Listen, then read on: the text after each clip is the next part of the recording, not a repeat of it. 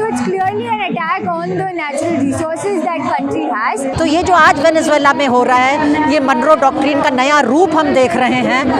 Is the greatest terrorist act committed by a country like America.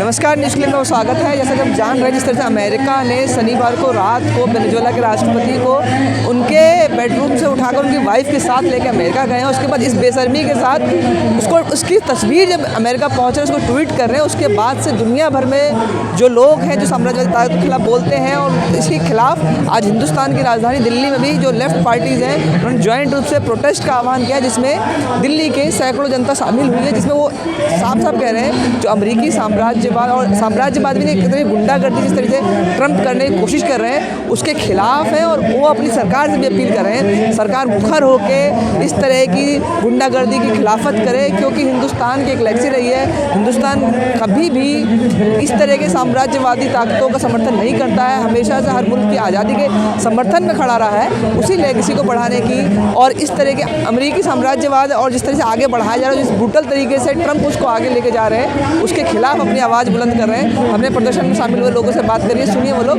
क्या कह रहे हैं। अमेरिका में भी मैं यदि कहूँ आपको तो बहुत बड़ा विरोध जो है जाहिर हो रहा है। न्यूयॉर्क में ममदानी ने कहा कि मैं जो है ट्रम्प के मामले उसने जो रास्ता अपनाया है उसको कंडेम किया है और मैं न्यूयॉर्कर को डिफेंड करूंगा, मैं मडरो और उसकी वाइफ को डिफेंड करूंगा कि उसको कोई जानी नुकसान ना हो।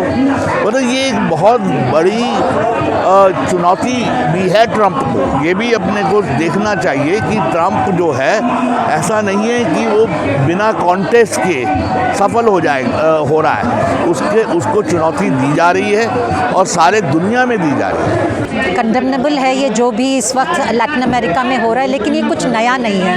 एक पूरा इतिहास है अमेरिका का लैटिन अमेरिका में हस्तक्षेप करने का।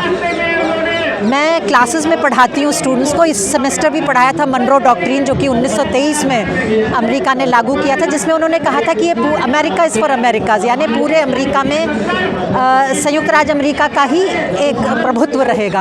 हम देखते हैं कि किस तरीके से 20वीं सदी को हमारे आंखों के सामने दोहराया जा रहा है। किस तरीके से खुलेआम ट्रम्प ये कह रहा है कि वेनेजुएला को अब यूएस रन करेगा। इसे कॉलोनियलिज्म ही कहते हैं, ये उसके अलावा कुछ और नहीं है। सैटरडे को रातों रात वेनेजुएला के चुने हुए प्रेसिडेंट को किडनैप कर लिया जाता है उनकी वाइफ के साथ, और वेनेजुएला में यूएस मिलिट्री किस तरीके से घुसती है। और ये कहा जाता है कि वहाँ के, और Trump is not mincing any words, he is saying कि वहाँ के तेल के लिए वो गए हैं और वहाँ के तेल के ऊपर, उनके खदानों के ऊपर वो अब कब्जा करेंगे और उसे वो अपने तरीके से बेचेंगे। Resisting people of Latin America, the resisting people of Venezuela will stand against this.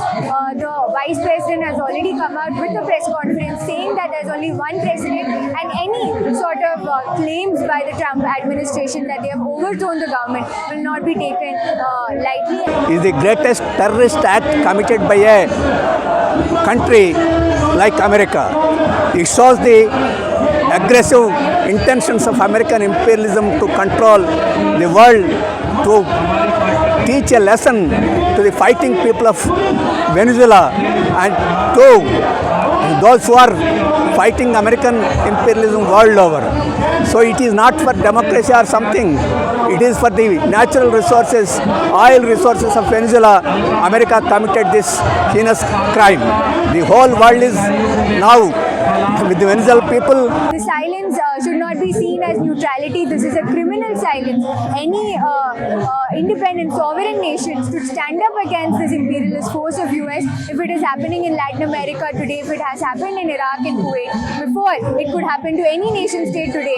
And justice, democracy and these values that today we proclaim are a threat, and every nation should take a stern stand against this, and the Security Council in the UN should pass a resolution condemning this attack by the Trump administration on a democratically elected president of Venezuela. और उन्होंने ये कल ये भी कह दिया है कि हम सिर्फ वेनेजुएला तक नहीं रुकेंगे। उन्होंने क्यूबा को भी धमकी दे दी और आज कोलंबिया के प्रेसिडेंट ने जब अपनी मुखालफत एक्सप्रेस की है तो उनके ऊपर भी दे दी है। तो ये एक तरह से जंगल राज जो पूरा शुरू हो रहा है, और लैटिन अमेरिका को हमेशा से अमेरिका ने अपना एक बैकयार्ड माना है, और आज वेनेजुएला में जो हुआ है, जो कि एक बड़ा देश है, एक बड़ी इकॉनमी है, जिसका कि अपना एक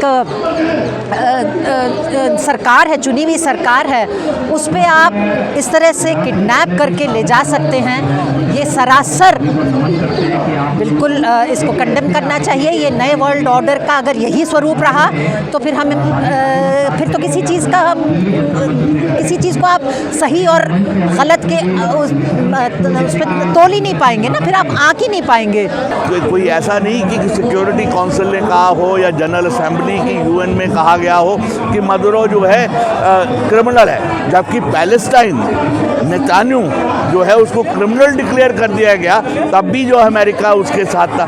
तो अमेरिका जो है दोगलापन उसका साफ दिखता है, और मोदी जी का भी दोगलापन इसमें बड़ा साफ दिखता है कि हम जो है कोई भी रूल बेस्ड जो ऑर्डर है या इंटरनेशनल लॉ बेस्ड ऑर्डर है उसको स्वीकार नहीं कर रहे हैं, और इलीगल गुंडागर्दी कहूँगा मैं तो, ये दादागिरी नहीं है सिर्फ, जिसको अपने हितों के लिए, तेल के लिए, डॉलर को बचाने के लिए जो है ये जो अमेरिका ने किया है ये निंदनीय है। हर तरीके से इसका विरोध होना चाहिए और सड़कों पे लोगों को हमें लामबंद करना चाहिए। मैं यही मेरी गुजारिश है। और बहुत शर्म के साथ कहना पड़ रहा है कि हमारी इंडियन गवर्नमेंट भी इसको कंडेम नहीं करती है। तमाम मुल्क जो इंटरनेशनल लॉज की दुहाइयाँ देते हैं, जब ग्लोबल साउथ में ऐसी चीज़ें होती हैं, चाहे गाज़ा का जेनोसाइड हो, चाहे वेनेजुएला के ऊपर कॉलोनियलिज्म हो, वो लोग बिल्कुल भी कड़ी शब्दों में निंदा नहीं करते। इनफैक्ट यूएसए का नाम लेने से भी डरते हैं।